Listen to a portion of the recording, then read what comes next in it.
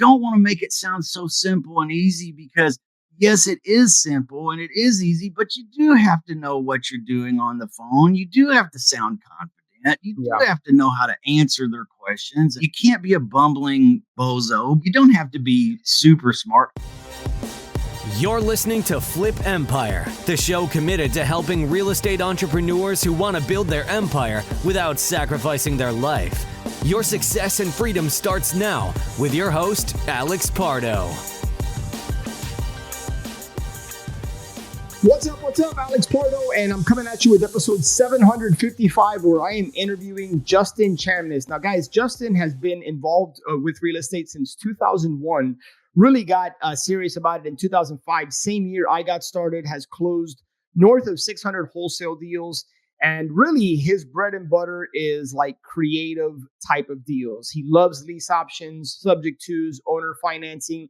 And he's kind of found a very specific particular niche called wholesaling pretty houses. Justin likes to focus on pretty houses. And on today's podcast, he's going to share with you exactly how for less than $50, you can generate thousands of leads specifically for pretty houses, how he goes about finding them, what he says to them, how he reaches out to them, and then talking about becoming a transaction engineer. Like, how do we go ahead and figure out what is the best tool, what is the best solution for the homeowner's problem? So a lot that we get into on this podcast episode with Justin Chamness. So without further ado, let's dive into episode 755. What is going on, my friends? This is Alex Pardo, and I'm coming at you with my buddy Justin Chamness on the Flip Empire show today. So guys, this is episode 755, and I believe you guys are in for a treat because I was just talking to Justin offline, and I don't recall if we have dedicated a podcast episode to pretty house wholesaling. I know we've touched on it at some point or another, but Justin is an expert when it comes to lead generation. Which led him down the path of like really focusing on pretty house wholesaling. He's got a cool 5-step simple process that he uses to kind of run his business that he's going to walk us through. And we may even talk about the economy. We may talk about our faith. Who knows? I mean, that's one of the beautiful things of this podcast is that sometimes most of the time I have a general direction of where the conversation's going, but I'm also very open to just letting the conversation organically and naturally just flow. And I believe that the good Lord is guiding me and guiding the conversation. So with that being said, the only aim of this podcast is to make sure that we're giving you just sharing value. And I always define value as like, what can you do with the information you just heard so that it can better your life and your business? So that is always the goal and the aim here on the Flip Empire show. And with that being said, Justin, welcome to the podcast, my man. Hey, thank you so much, Alex. I am very honored. I feel like I've finally arrived. I've not ever been invited to such a awesome podcast as the Flip Empire show. So I'm super honored to be here today. Thank you so much. And great to be the guest for episode 755. Hey, what a great job you've been doing, man. No, thank you, man. Yeah, it's still wild to me that a little bit over 8 years I've been hosting this podcast.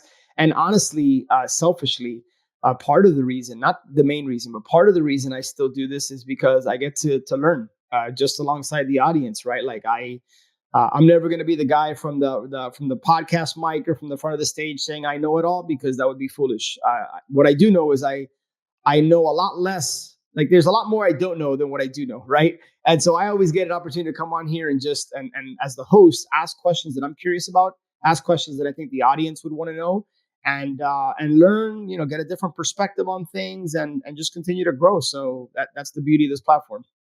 It's a great attitude. I feel like the more that I've learned in my career at doing real estate, the more I know that I don't know. And exactly right. It's it's what I don't know that really scares me. I get it. Well, look, I think that's a good jumping off point. Like, rather than get into kind of how you got started and all that, again, I want to jam pack this with as much just valuable information and content. You have quite a bit of experience in this space, and not only do you run a successful business, but you coach others on how they can do this. But let me start here, and I'm sure we're gonna go down the path of marketing and lead generation, because like I know that's part of your bread and butter. But like, Why pretty house wholesaling in particular? Like, what is it about pretty houses that said, hey, I'm going to focus on this specific niche under the real estate investing kind of domain? In a word, I'm lazy. And Okay. Talk to me. I always have been.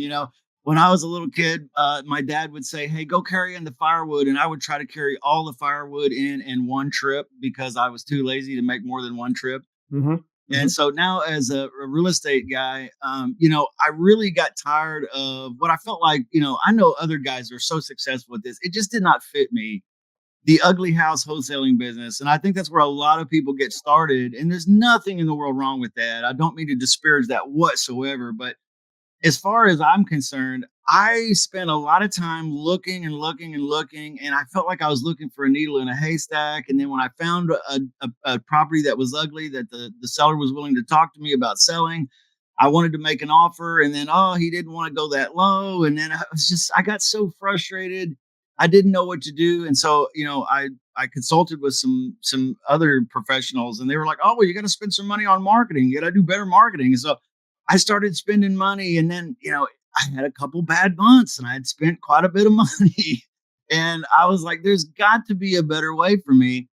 Plus, I really needed a place to live. And I don't know if anybody can relate to that, but I really, at the time, needed some place to stay. Yeah. And Yeah. so I think we can all relate to that, by the way. Like, we all, that's the beauty of real estate, right? Like, we all need a roof over our head. So, exactly. Everybody's got to have somewhere to live. So I decided at that time that I was going to invest in a course. And I did. I invested in a course on lease options. It was Ron LeGrand. I bought it for $99 off of eBay, believe it or not. And I wow. spent probably 2 weeks going through that course and dissecting every detail of it that I could. And I thought, wow, this is for me, because there are pretty houses everywhere. Like literally everywhere I look, there's pretty houses, and there's pretty houses for sale, there's pretty houses for rent, and I want to live in a pretty house too. So maybe this is more fitting for me. So I invested in a lead generation system that cost me $40 a month at the time. It Wow. is similar to what's called Z Buyer today. I don't know if Okay. anyone's familiar with Z Buyer, but Oh, yeah. it was kind of like Z Buyer at the time. And I got my first lead, and I called the guy, and it was a beautiful 5 bedroom, 2.5 bath house in a nice part of town. And he said, "Can you come over? Because I'm done with this house. I'm walking away. I just need someone to take it over, buy it, do whatever you want with it. I don't care." Wow. Wow. And you know what? I was so scared. I didn't know what to say. I didn't know what to do. I didn't know how the paperwork was going to work or anything. And I said, "Yes, sir. I'm your man. I'll be over in 30 minutes." And so, I went over, and the guy was dead serious. He He just did not really care. Completely emotionally unattached to this property, sounds like. Exactly. Yeah. See, the thing with that guy is his daughter was having some, and I don't mean to make light of this either in any way. She was having some mental and emotional problems. And so she was in and out of, you know, hospitals and care centers, and she was attempting suicides. And Oh, wow. they just really needed to get out of the house and move somewhere that was more fitting for them and her needs, closer to where they needed to get her to the hospitals and the care doctors and everyone that was the therapist and everybody that was working with her. And it really enlightened me at the time, because I had no idea that there were people that were living in nice neighborhoods in really beautiful houses that really, really were desperate like that. Yeah. And so I contracted that guy. That was the first lease option that I ever did. And I moved into it. Yeah. So I was so excited to actually finally now do my first deal and actually move into it. So Yeah. Yeah. that's a big thing that I talk about a lot. Is, if you're a real estate guy or gal and you haven't moved into one of your deals yet, you need to figure out a way to move into one, because it really, really does enlighten you. It kind of expands your mind. because now not only are you the wholesaler or the investor, but now also you're the buyer too. And so you really get a lot of experience from all sides of the transaction when you do that.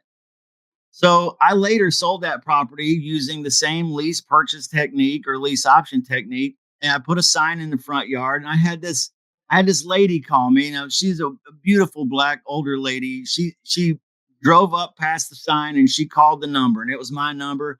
And I remember like it was yesterday. I picked up the phone and I said, "Hey, yep, this is Justin. How can I help you?" She said, "The Lord told me." And anytime somebody says that, man, my ears perk up because I believe in the Lord.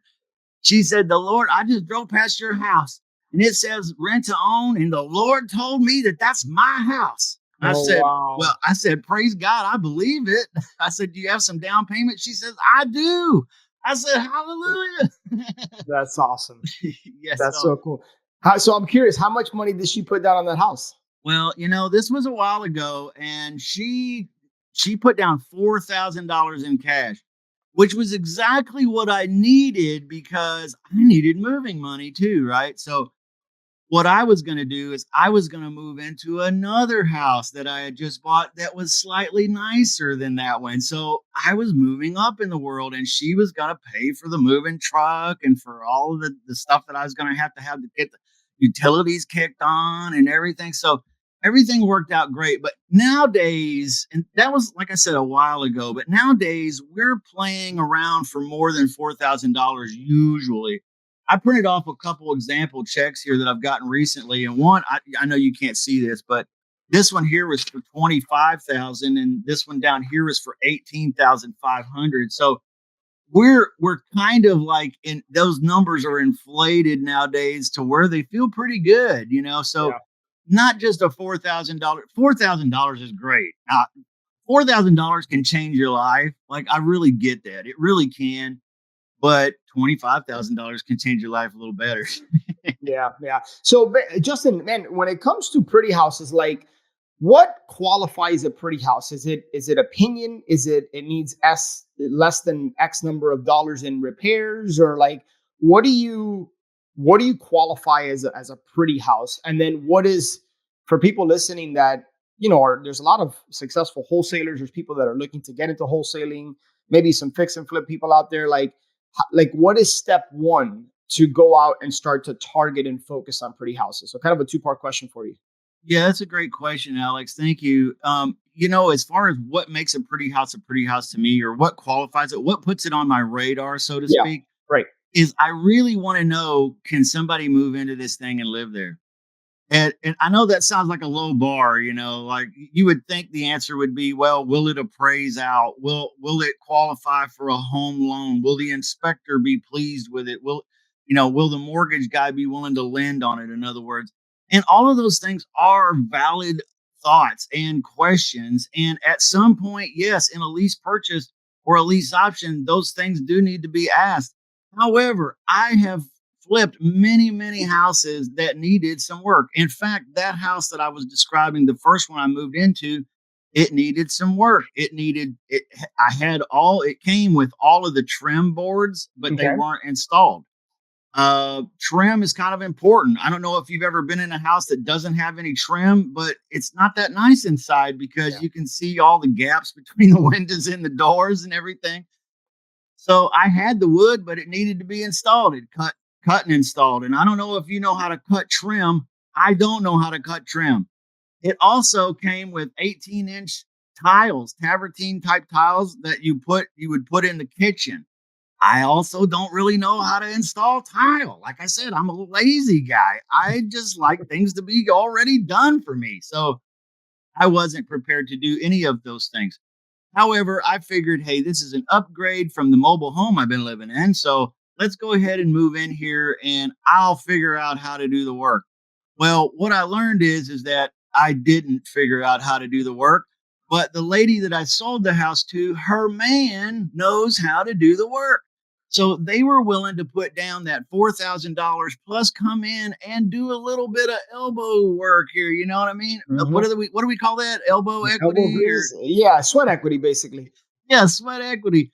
So they were willing to improve the property so that it would appraise, so that it would pass inspection, so that it would qualify for the home loan in a lease purchase scenario. So there's a lot of properties out there that maybe aren't like perfect cherry condition, but yet I'll still call them pretty houses because there's a lot of handy dudes out there and Yeah. handy gals nowadays. In fact, nowadays it's even better because you can go on YouTube and learn how to do most anything you want to do inside of a property. Right. That's right. So, the first step that I do when finding these property deals is really I'm looking for sale by owners and I'm looking for rent by owners. Either way, I don't care. I'm halfway home with either one. And that's the best part. A lease option or a lease purchase is a lease, and an option to purchase or a lease purchase is a lease and a purchase agreement to purchase it during the time frame of that lease. It's a very simple concept. So I ask homeowners, hey, would you be willing to lease this property for 36 months and sell it during that time frame for this asking price? Yeah. So if they're willing to say yes to that, then I've pretty well already got a deal. Now, if I'm looking for rent by owners, they're already willing to rent the property. So I'm halfway there. Yeah. If I'm talking to for sale by owners, they're already willing to sell the property. I'm already halfway there. So either way, I ask the same question. Would you be willing to rent this property for 36 months and sell it during that time frame? You wouldn't believe how many times a for sale by owner or a for rent by owner is willing to do this. So you're specifically looking for a FISBO or for sale by owner or a for rent by owner, right? Like you're not looking for listed properties or anything like that. Like does this strategy pretty much only work on those two types of homeowners? So I do properties that have a realtor, but they are not the bread and butter for me. Okay. What is though is failed MLS listings. So if they've expired, yes, exactly. If they've attempted to sell with a realtor, but have failed in some respect, not able to close the deal. Maybe they had an offer and the loan fell through, or maybe they just didn't get any offers. Maybe the realtor listed the property and then ghosted them for the entire listing agreement and they never heard anything. Well, these people are prime candidates. Yeah.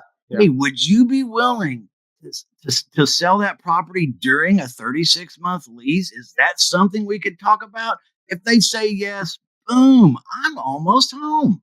Yeah, I love it. Before we continue down that path of the conversation, how do you work with agents? And it's a selfish question, and I'll give the audience some context. And Justin, for you, my wife and I were just in Key Largo. I don't know if you've ever been to the Florida Keys, but I love the key lime pie. Oh, dude, there's so many things to love about the Florida Keys. But the reason I share that is because we are looking for like a vacation home, something that we can enjoy and also rent out short-term rentals. So we're looking for a townhome or a condo in specific areas in Key Largo.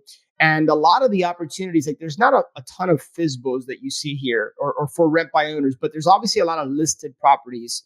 How would you go about trying to structure one of these lease or rent with the option to buy if there's a realtor in the middle? Like, how are you having that conversation with an agent to make sure that obviously they get their commission and still get the deal that you want with the homeowner?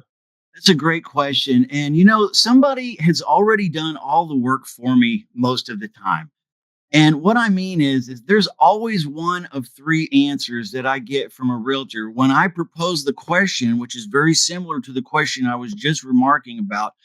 And that is, hey, would your client consider a lease for 36 months and selling during that time frame? Now, if the realtor says, I don't know, let me ask, or sure, my client would consider that, then I just need to follow it up with, okay, Mr. or Miss Realtor, how would you like to be? How are you expecting to be paid in this type of scenario? Now, they all have different rules and different things, policies that their broker has given them, or maybe they will get from their broker at this time. And so they always have one of three responses. And the first one I'll share with you is the best. And that is, oh, well, I'll just be happy to see this client find somebody to help them because I've had this property listed twice now, and I haven't been able to successfully move it for them. So if you can just get in there, I'm not worried about making any money. I've literally had that happen. Now I believe it. that's a little bit of an outlier, right? But Yeah. the second one is well, I will be willing to wait for my 3% commission or 2% or whatever it is for actually when the property sells. So if you're getting into a 36-month or a 24-month or whatever it is term of a lease purchase, then when the property actually closes and the deed changes hands, that's when I'll expect to be paid. So that realtor is willing to wait a while to get their payday. I also, number three, will hear this response from realtors. Well, when I rent out a property, always get 1 month's rent. And then I'll expect my commission minus the 1 month's rent when the property closes and the deed transfers. So Got it. I'm like, hey, options one's great. Option two is really good too. And option three ain't that bad because they're only looking for that first month's rent right up front in their pocket. And you can't really blame them for that. I do not begrudge them of that. So any answer they give me, I'm willing to say something like this. Okay, well, Mr. or Miss Realtor, if I'm willing to do exactly what you just described there, do we or do we not have a deal? Yeah. And one thing, for those listening and watching, what does a realtor ultimately want? They want to get paid. They don't want to be wasting their time with somebody who. So always sit on the same side of the table as them, not across from the table. Like work the deal as a team to pitch to the homeowner what it is that you're looking for, and make sure that they know that they're going to be compensated well. So I'm glad that you kind of went through that, Justin. But FSBOs, expired listings for rent by owners. How are you generating these leads at scale? Because one way to do it is obviously driving for dollars, right? But you talked about being lazy. Driving for dollars, it's a good way to generate some leads. It might not be the most efficient way if we're trying to generate a bunch of leads, right? How do you talk to us about the marketing? How are you generating all these leads? I'm definitely too lazy to do the driving for dollars thing. Now, I'm not knocking that either. There's a lot of people that like that and it works for them. That's just one of those things that doesn't work for me. I really, really like my home and I don't like leaving it very often. And maybe other people relate to that nowadays more than ever.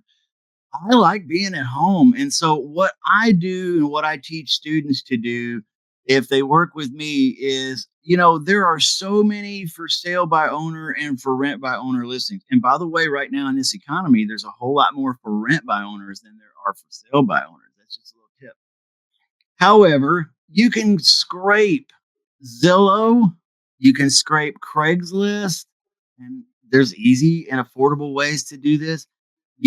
What's so great about that is you don't have to be concerned about the TCPA stuff or about the do not call list or about the litigator scrub or whatever. I don't even know what. It's crazy that there's even a thing called a litigator scrub. So, no, but I don't have to. In fact, I got some buddies that have been burned by that. So, guys, for those of you who don't know, TCPA is a Telephone Consumer Protection Act, and you got to be careful, right? The Federal Communications Commission has some pretty strict rules around that with some heavy fines. So make sure if you're doing any type of cold calling, anything like that, like consult with the pros, make sure you're doing things the right way. So that's what Justin's referring to. I just wanted to quickly highlight that for people that just might not be sure what TCPA is. Yeah, great. Yeah, thank you for doing that. I don't really have to worry about those things when I scrape Zillow, when I scrape Craigslist, because think about it. These are people that have an ad posted on a public listing site asking people like me and other folks to text them, message them, call them. And so I don't have to scrub them for anything. I just scrape them and text blast them. Yeah. And I don't even have to text blast that many. So if I'm text blasting a couple hundred a day, I'll generate a conversation or two or three every day. There will be 2 or 3 people a day that will raise their hands, digitally speaking, and say, yeah, that could work. I would consider leasing my property for 24 or 36 months and selling it during that time frame. Okay, great. I'm almost home. So now I don't want to make it sound so simple and easy because, yes, it is simple and it is easy, but you do have to know what you're doing on the phone. You do have to sound confident. You Yeah. do have to know how to answer their questions, and you can't be a bumbling, bozo, but you don't have to be super smart. Obviously, I'm not that super smart. Nah, stop, Justin. You're not giving yourself enough credit. But no, but I get your point. Is that anybody can do this? Like, it's a pretty simple business. I think a mentor of mine told me, Justin, that business is easy, owners are complicated, right? And I think we tend to complicate things. But I want to kind of hit the pause here for a second. For somebody listening to this, that is like, okay, Justin, hold on, backtrack, dude. Like, you scrape Zillow. Okay, how specifically do they scrape Zillow? And then I'm gonna ask you a question about like what texting software you use and all that. But like, how do you scrape Zillow? Like, how does somebody go out and start to like generate these leads? Yeah, it's really simple. I have a link on my website where you can get a deal that I have brokered with a scraping company. Okay. And this scraping company is in Australia, and they'll scrape 7,500 Zillow listings for sale by owner or for rent by owner for $49. Now that provides you with the address, with the phone number of the owner, and everything pertinent that you need to know about the property in order to get this done. So 7,500 records for 49 bucks. You can't beat that with a big stick. Yeah, that's pretty cheap. That's pretty cheap. And guys, we'll include it if you guys head over to. I assume that's on justinchamness.com. Sure, you can find it there in the menu. Yes. Okay, yeah, and we'll include that link towards the end of the show, guys. But justinchamness.com if you wanna search around for that link. Okay, so that's pretty easy. Or guys, by the way, so you can go to Justin's site. You can also jump on like a Fiverr.com, Fiverr.com, Yes. and you can find a scraper out there, right? But essentially, so you're gonna give them some criteria. They're gonna scrape the leads for you. And then, are you using a particular text messaging software? Like, how are you getting the text messages out? Yeah, I started out scraping and texting using a guy from Bangladesh, paying him like $2 an hour or something crazy ridiculous. So that's even an alternative for you. But I moved to this automated scraping company for the $49 plan. But then I also use, I've been using REI Reply. I just switched recently to a thing called Leads Reacher, which is exactly like Go High Level. It's all built just the same as what I was used to using. So I'm using what's called Leads Reacher now, and it has automated AI in it also. Okay. So I'm not just text blasting the for sale by owners to see who raises their hand, but when they raise their hand, I've programmed the artificial intelligence to ask them a few more questions just so I know a little more about the lead before I get on the phone with them. Got it. I Got it. mean, what a crazy world we live in that this is even possible. Isn't that crazy, right? Like, there's so many ways that we can make money and generate money, make a living. It's just the question is, are you going to put the time, energy, and effort into it, right? So, hey there, stop. I promised to get you back to the show, but let me ask you a couple of questions. Are you happy with the money that you're making in your real estate business? Are you generating any cash flow? Are you building wealth? Do you feel like you're making progress? Or are you just constantly chasing deals and going after the next transaction and the next transaction? Well, I can tell you from personal experience that there's an easier way, and it's not with single family homes. I believe that self storage is the best asset class in real estate, hands down, because we're not dealing with tenants, toilets, there's automation, it's a recession resistant asset class, and it's a business that has the benefits of real estate. If what you're ultimately after is cash flow, building wealth, and time freedom, I want to invite you to just take a few minutes to apply. Go to www.storagewins.com, where you can learn more about our Storage Wins coaching program. And I can help you generate cash flow from your first storage facility within the next 6 to 12 months without needing to use your money or even needing any experience. So head over to www.storagewins.com. And if we like what you have to say, we'll schedule a call. And I look forward to connecting with you. Now back to the show. So we talked about generating the leads. We talked about how you're reaching out to them. I'm curious. I've heard you say in your script a couple different times 36 months. Would you be interested in renting your property for 36 months and then selling it during that time frame? Why specifically 36 months? Well, 36 months gives me enough time to give someone a couple years. So if I'm going to assign this deal to someone, I'm going to assign it to a tenant buyer typically for a couple years. And then that gives me a 12-month window, see, where if they need extra time to get their credit up or to pay down a debt or to file their tax returns or what, so it just gives me enough grace period to Yeah. get a tenant buyer in and qualify. Plus, what it does is it allows me enough future appreciation because not only am I getting appreciation, whatever equity may be abandoned by the seller in when we negotiate this deal, there's going to be future appreciation for the first 12 months. It might appreciate 5%. And then the Yeah. second 12 months, another 5. And the third, 12 months, another 5. So this is how I start creating a spread for myself. Got it. Got it. And your whole model, the whole strategy here is the lease with the option to purchase, the rent to own type of model. So I'm not just stuck on that. I like to call myself a transaction engineer. And so I'll do other things as well. I'll do subject to, I'll do straight owner finance. I might do a wraparound. I might do a subject to with a seller carryback even. But I always lead with the lease options because it's just the easiest for a homeowner to say yes to. Okay. If I'm asking a subject to question, I'm saying, hey, would you be willing to walk away from this house? Let us take over the house and then we'll catch up, or maybe we'll make your, maybe catch up and then we'll make your mortgage payment for you until we get you paid off at some future point. Yeah. It takes a lot of faith on the part of the homeowner to sign their house over to you and keep the mortgage in their name. But it does not require a lot of faith for the homeowner to say, sure, I'll rent the place to you for a while if you promise to buy it during that time frame. So I get a lot more yeses this way. Yeah, got it. And guys, I think one thing that I want to really just put a spotlight on, you said you like to look at yourself as a transaction engineer.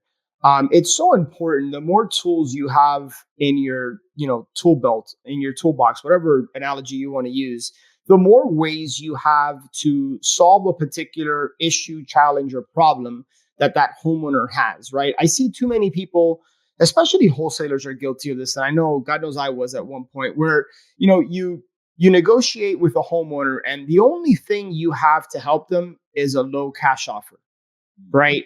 And it's like using a hammer to try to kill a fly, right? Like that's not the best tool to kill a fly. Like a fly swatter is much easier, lighter, and quicker than having to use a hammer and hit the thing right on the head, right? So think about that. As weird as that analogy may be, is like the more ways you can educate yourselves on being a transaction engineer. Does it make more sense to structure a lease option or a subject to or owner financing or a combination of these different strategies, right? Maybe a cash offer makes more sense based on the seller situation.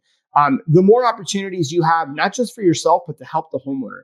And we got to be in this business to help people, because if it's just about money and it's not about helping people, A, it's not sustainable. B, it's just a lot more fun when you can like genuinely help people.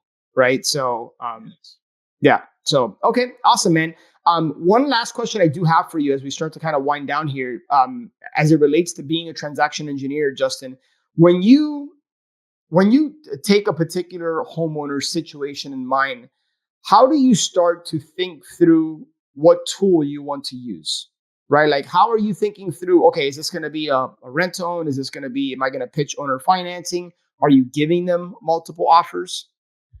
Yeah, that's a great question. And I couldn't have said better what you were just explaining about having multiple tools in your tool bag. If you're out there just making low ball discount cash offers, you're going to get a lot of no's and a lot of, well, that doesn't work for me. That doesn't fit me. I can't go that low, or I'm not willing to.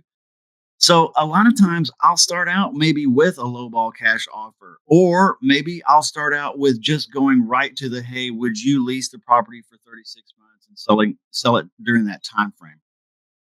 If they say yes to that, then I'll be already with my foot in the door, able to ask further questions. Like, for example, I might say, well, sir, since he sounds like he's really ready to walk away from this property, would you consider letting us take the house over and making your mortgage payment for you until we can pay you off? Just because he said yes to the lease option question doesn't mean he would automatically say no to some of the other strategy questions. Yeah. So I've memorized like 5 or 6 questions, and that's what I tell my students to do too, so that when you're talking to a homeowner that's motivated, you can kind of see which strategies they're comfortable with. Yeah. If they're not comfortable with a strategy, you're not going to force it on. I mean, I'm just not that great of a salesperson. I can't, do a song and dance and make them think, oh, subject to is great now, all of a sudden. But I can ask questions that will determine what strategies they are comfortable with. Sir, would you be willing to take the purchase price as a small down payment and your equity over a period of installments monthly? That is an owner finance question. If he says yes to that, then I might move from a lease option to an owner finance scenario. Yeah. I might move from there to the subject to question. So it's really all about just knowing a few questions and then determining what the homeowner is comfortable with. And if you can find what they're comfortable with, you're almost there to a deal because they're really liking you. They're comfortable with the scenario you're presenting. It's different. No one else has offered this before. Now you just have to answer a few of their questions, keep them feeling comfortable, and get signatures. Yeah, yeah. And I love how you pitched it, right? You didn't ask like, "Hey, would you sell or finance?" Right? Like you made you framed it almost as if it was a benefit to them, right? And I like the way that you just, in a very simplistic way, you just kind of broke it down and you asked what could be a complicated question. And what do we all know about a confused mind, right? What do they say? A confused mind always says No. no. A confused mind says no, right? So make sure that you're not using industry jargon or overcomplicating the way you pitch something, whether to make yourself look super intelligent or just to confuse the owner, because you're not doing yourself or them any favors. Justin, man, as we start to like wrap up here, I'd be remiss if I didn't ask you about your 5-step system. I know you said you had something that you might want to share. And for those of you who are listening to the podcast and just on audio, we can kind of like walk you through what we're seeing. But yeah, brother, if you want to share this and kind of walk us through it. Yeah, I'll share screens here, but to walk everyone through it verbally, it's pretty simple. The 5 steps really aren't earth shaking. This is not rocket science. I get a lead using the technique I shared earlier. Yep. And then that's step 1. Step 2 is I pre-qualify the lead using artificial intelligence. I get a few more answers from them about what their scenario is. Step 3, I call them and just have a quick 3-minute conversation to just make sure that I understand what they're wanting to do. And then in step 4, that's when I actually analyze the deal and put together a written offer and email it over to them. And then in step 5, that's where I actually have that call with them and I try to close them. All right. Now, what I find is a lot of folks go from step 1 to step 5. And it's so hard to do because 1, you don't know much about them or the deal. And 2, they don't feel comfortable with you yet. Yeah. So I will always run leads through this 1, 2, 3, 4, 5. And I stick to it like a mouse on a glue trap, man. Like I just can't get off of the 1, 2, 3, 4, 5 because it's really that simple. It's like baking a cake. You follow the steps 1, 2, 3, 4, 5. If you do 1 and then 5 and then 2 and then 4, you're gonna get something other than cake. Yeah. Yeah, man, so good. You, one thing I'll challenge you on is you said you were lazy, and what I'm hearing is you're just more efficient, right? Like you've simplified this and you've come up with a simple 5-step process that works for you. And similar, like a pilot who always checks their manual before they take off and the landing gears are working and this and that. I'm not a pilot, but like I've read enough books and talked to enough pilots to know that there's like an SOP, there's a process, there's a playbook for how you do things. And that's what I'm hearing you found, a simple 5-step system. and you just kind of go through it. You don't skip any steps. You just follow it, whether it's a lead that came in today or a lead that comes in tomorrow, you're following that process. So, dude, interesting, man. I really appreciate you kind of sharing with us your process and how you generate leads, the data scraper, how you're reaching out to them. We talked about being a transaction engineer. How can people, Justin, connect with you, reach out to you? I'm always encouraging the audience to just build relationship, right? I think relationship capital is the most valuable capital we could ever raise or have in our lives and businesses. So I'm going to go ahead and flash it on the screen, but where can people connect with you? Just justinchamness.com is a good place to go. I offer a free book there.